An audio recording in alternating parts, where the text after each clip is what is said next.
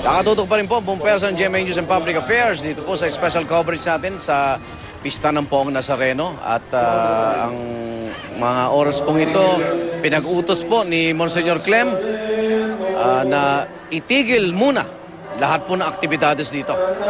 Walang kikilos hanggat hindi po umaatras. So, wala pa ho palang nakakapasok ng mga ihos dito, no? Sa andas. Hindi makadaan yung lubid. Nahahatak dito sa andas. So, ayon kay Monsignor Clem, tigil muna, magpanghinga muna ang lahat dahil halos isang oras ang pakiusapan, walang nangyari. At eto, pinapakanta na lang nila muna lahat ang mga deboto dito sa Quirino Grandstand.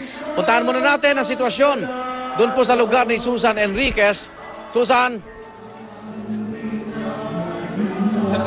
Salamat, Igan. Dito pa rin ako sa grandstand. Ayan, yung nakikita natin ngayon sa video, yan po yung mga nandito no mismo sa gilid na gilid ng grandstand.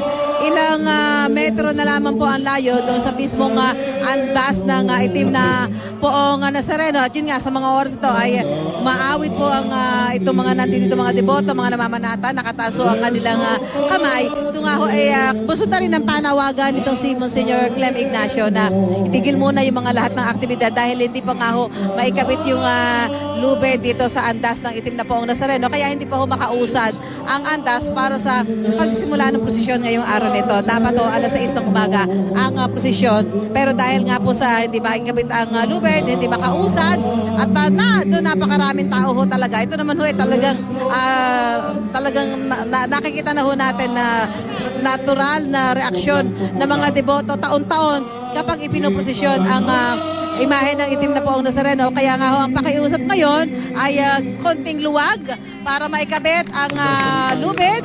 At pagka naikabit na ho yung lubid, nailagay na ho kasi yung pingga, yung parang kahoy na pinapasan ho ng mga mamamasan at ng mga namamanata. No? Naikabit na ho yun. At kapag nailagay na ho yung lubid, pwede na ho umusad ang prosesyon ng itim na Poong Nazareno. So yan muna ang sitwasyon. Balik muna kay Igan. Igan? Okay, maraming salamat, Susan.